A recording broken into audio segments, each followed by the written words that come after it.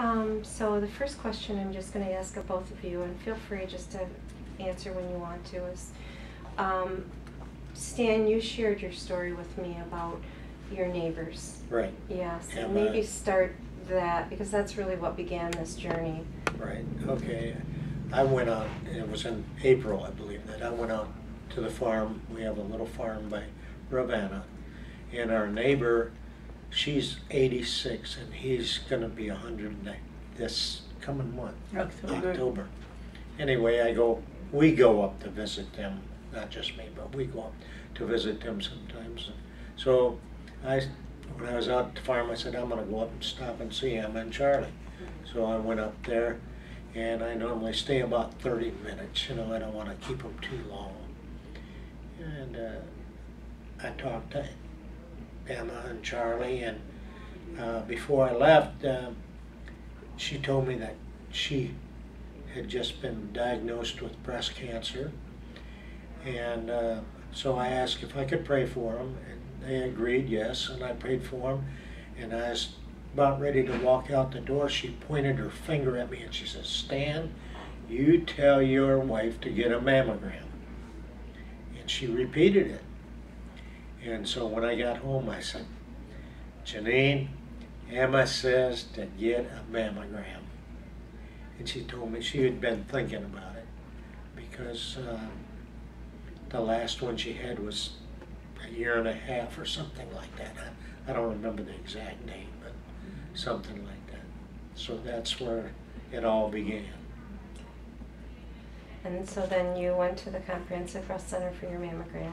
Right. And then I saw well, I don't need to go details, just that I saw my doctor. She was trying to say you can wait up to 2 years if you want to, you don't have to go, but I said I need one. So when they took my first mammogram, it was at Hackley, and she saw something right then. She saw something, but she didn't tell me. And I received a call the next day, and that I needed to go back for another mammogram. And they couldn't see anything at that time, so they gave me an ultrasound. And it took a while. Then she finally called the doctor to check it out, and he said that I needed to get a biopsy. And if I could come the next day, and I did. And then it was the biopsy. You don't get a result right away, but I asked my Mary Miller later on if Stan was saying, ask her if it's hard or solid or liquid, what they pulled in the biopsy, and they said hard.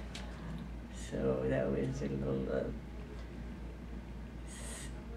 disappointment there. Wasn't the news you were hoping to hear, Yeah. right? Yeah. Right. And you mentioned Mary Miller, who is the nurse navigator. And can you speak a little bit about your experience with Mary? No, she's a doll. She's the best. She really helped me every time I was nervous about something. She told me I could call anytime, and I did for a while. I was so nervous, and she helped me a lot. She was really good. Really nice. She helped navigate her through a lot of things because she was researching on the internet, and people just tell you, besides the internet, people just tell you horror story after horror story. So it was really upsetting to us, and she'd go back to Mary and talk to her, and she would kind of Calm things a little bit. smooth things over, Yes. and we kept researching and stuff. she did, and a lot on the computer, and Mhm. finally made her decision. Yeah, but of course, listening to these people who said, "Oh, it's just a fungus. It's not," you know, different things that I was told, and horror story. I said, "I'm not going to go to surgery. I'm not going to do it." And of course, I missed the point. Did you say about the conference? Anything about the conference? I don't Just remember if before I did that. or not. Mhm. Just before, I think even before Emma. It was Yeah. the end of March. We had a conference at the church, and they had 4 speakers, some prophets and apostles there present. And at the end of the conference, the pastor encouraged us to go for prayers. And I went, and this one apostle told me, he pointed at me and he said, "I see a miracle here." And he said, "And I see Jesus and Catherine Coleman." I don't know. Then later on, I received this letter from one of the. I never. Oh my goodness. But a week later, after the diagnosis, I think, Yeah. I received this letter saying, "You're going to receive a miracle," and all these things. But it was kind of, it was not coincidence. Catherine Coleman, like he said. Mhm. And at the time, I thought, whoa, if it's a miracle, you know, that's why I wanted to go take a mammogram after hearing this. And that's what kept me through. Miracle, this is my miracle, you know. Well, it speaks to early detection too. Yes. Yes. Because I think we talked about that, something that may not have been visible at a year. You didn't wait till 2 years. Right. Something encouraged you to go in, right? At the right, and get early detection, like you say, because later after the surgery, after the diagnosis, Mary told us that it was caught on time, because it was starting to turn Mhm. to go elsewhere Okay. by the cells, Mhm. and just got it on time. So that's a part of the miracle. Well, we do encourage early we do encourage mammograms for that reason. So Right. that, and I think it is important to know that early detection is still the key of better outcomes. It really is. So. Mhm. When you, can you talk a little bit about your experience at the Comprehensive Breast Center, and then your experience here at the Johnson Family Cancer Center?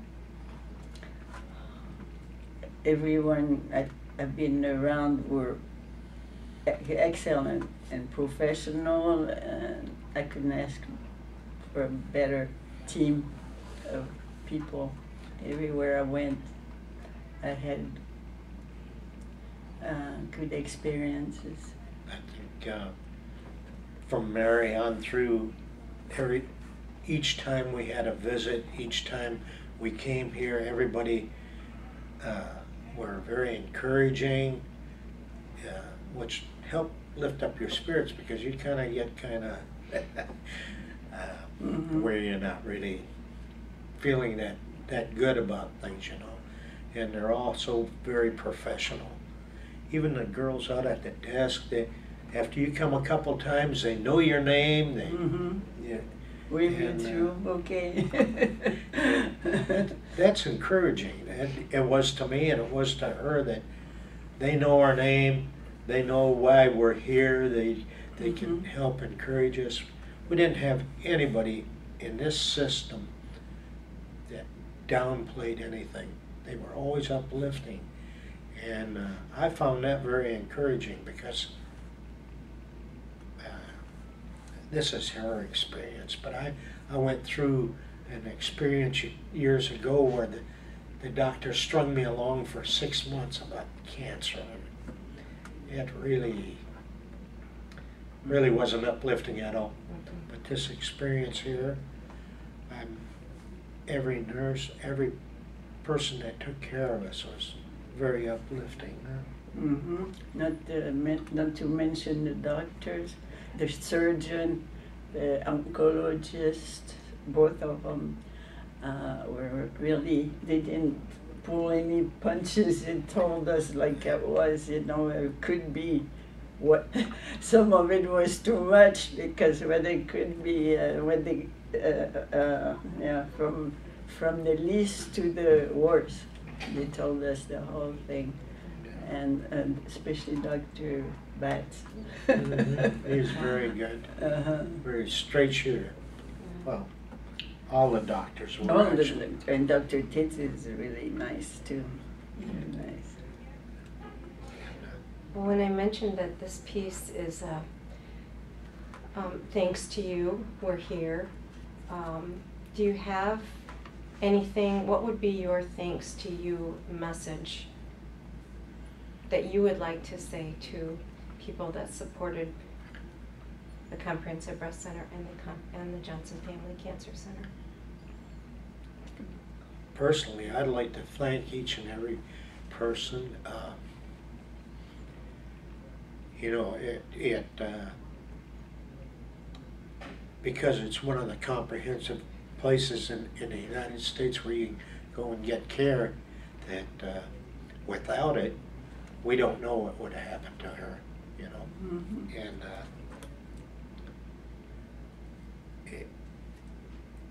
I can't speak enough words of thanks for myself and my wife. Yeah. And it was I did a mention, very good experience. Yeah, very good, very good. I did mention my surgeon, Dr. Kemps, too. He did an excellent job on surgery. Sorry about that. Don't apologize. So you felt that your care, and I think when we spoke before, was what I would call seamless from one place to the next. You were navigated through. You didn't. That wasn't something that you had to do yourself. People were able to. We're able to help to steer that all ship. along. All along. Yeah. And I'm glad I could share it with her, you know, because some places they don't, you know, they don't want the husband and wife together when they're going through something. And here it was like we're going through it together, and it was. Yeah, I couldn't done it without him and his support. It was really wonderful to have him on my side. Mm-hmm. Well, obviously, this was a journey you've gone through together, and you know, I'm looking at your whole experience as a couple, and you're on the other side of it now. You know, you've had your last Right. treatment, right? August 26th, so 3 weeks worth. Instead of 6 weeks. Yes, oh, definitely. Yeah. And that was That was wonderful. wonderful. That was not as long. The first 2 weeks were like nothing, but the third week they must have done it all at once. They waited till I was ready. Because I felt that the third week it was like a little strange. More intense than More maybe. intense. Yes, right. I guess all this time my emotions I kept in check, but today they Yeah, talking about it, bringing it back, just, kind of, it's emotional. But I'm glad it's behind us now. Mm-hmm. maybe it's a big relief for me now. Yeah, well, sure. Today is with Dr. Batts is for the pill. They're going to start me on the pill for 5 years, I think.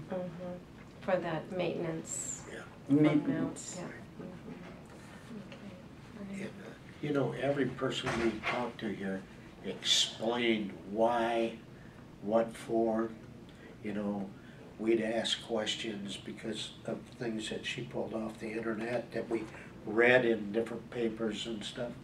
And they explained whether it was right, wrong, or there was never a question whether they knew what they were talking about or not.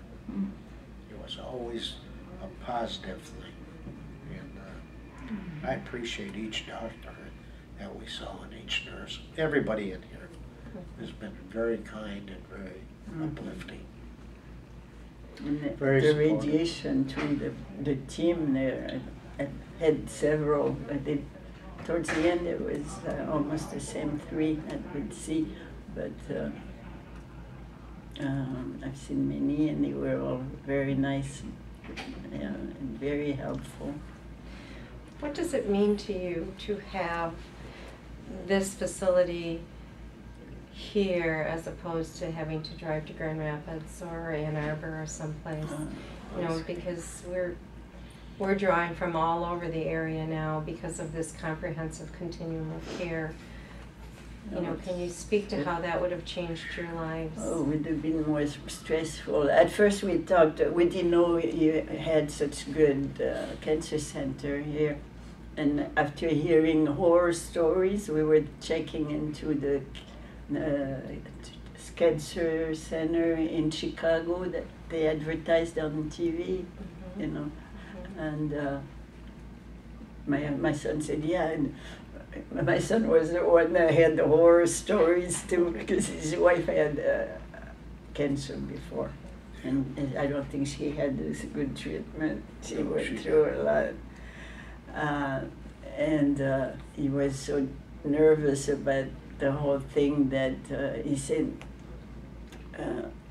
and we heard here nothing in Muskegon, and no, don't go to any. Yeah, don't go to Muskegon. We kept hearing, don't go to Muskegon. So we had all this at the beginning, wondering if we should go to a cancer center, institute, yeah. That was it. So, but after talking to the doctor, the oncologist here at St. Germain, we felt comfortable about the idea and peace. Before we were struggling with looking for peace. And then, of course, they gave us literature on how this came about, you know, and everything. And that's, you know, you don't see that out in the public publicized, and that's a shame, because this is really a miracle in itself, how it became a premier center. Mm-hmm. Yeah, Yes, just when without I it. needed it. Without it, you know, like you say, driving so far and having to go through treatment somewhere else. You know, I have to drive to Ann Arbor to go through the VA to get some treatment sometimes. And that is a long, drawn-out process. Driving down, driving back, and not only expense, but it wears on your nerves. I have to say that even having to drive here, even though it was a short distance, it was got on your nerves a little bit. Holly's here, okay. Anything else you can think of in the, yeah, okay, all right. We have our photographer here now. So. Oh, How are okay. we doing on time for you? Why don't you